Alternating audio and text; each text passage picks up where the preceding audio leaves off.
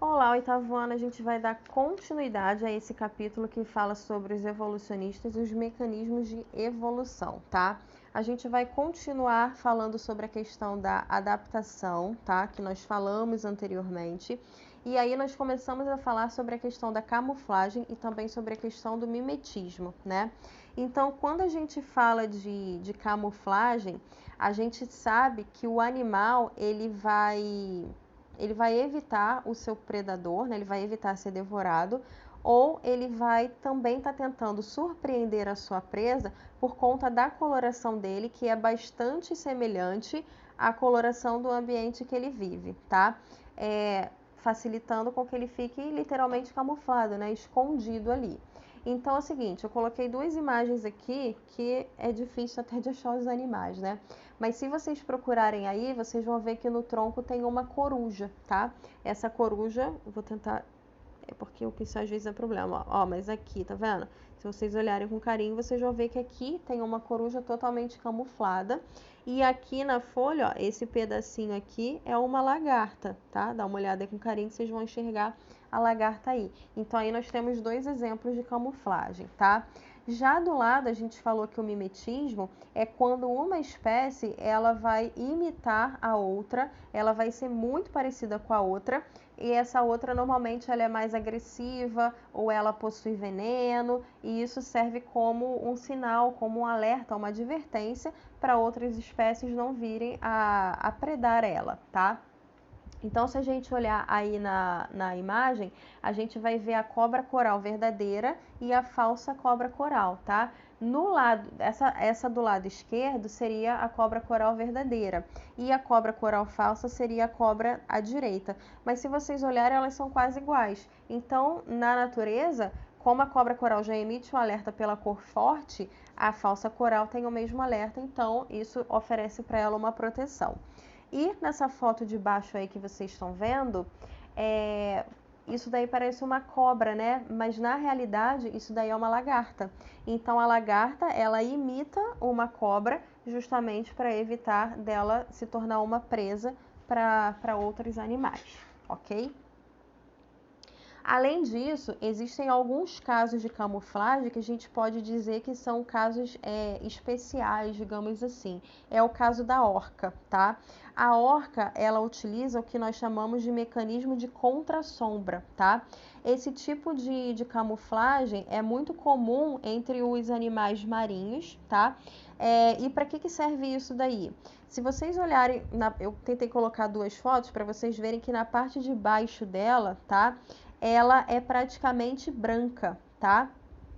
E na parte de cima, ela é preta. Isso significa que quem olhar por cima vai confundir ela com o fundo do mar, que também é escuro.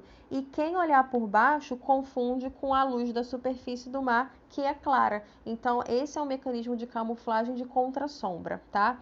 Já a zebra, ela é toda listradinha, né? Também é um mecanismo que ela apresenta, tá? É um mecanismo que a gente chama de coloração disruptiva. Significa que quando as zebras, e normalmente as zebras andam em bando, as listras elas se unem e aí olhando passa a ideia de que é uma massa só, uma única massa.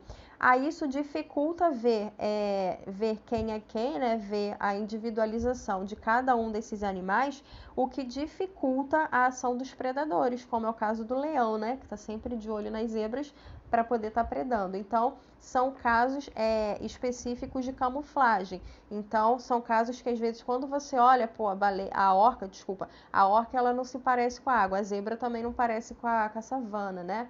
Mas é um mecanismo de camuflagem com adaptação especial, ok? E a gente também vai falar mais um pouquinho sobre a questão da evolução e agora a gente vai falar da resistência aos antibióticos, né? Uma seleção que o ser humano vem fazendo, uma seleção artificial.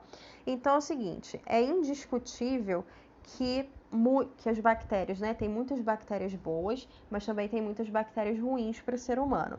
Então, essas bactérias que são ruins para nós acabam nos causando doenças, tá? E muitas doenças que antes causadas por bactérias tinha-se todo um controle sobre elas, elas têm voltado, digamos que com mais força, tá? Com bastante força.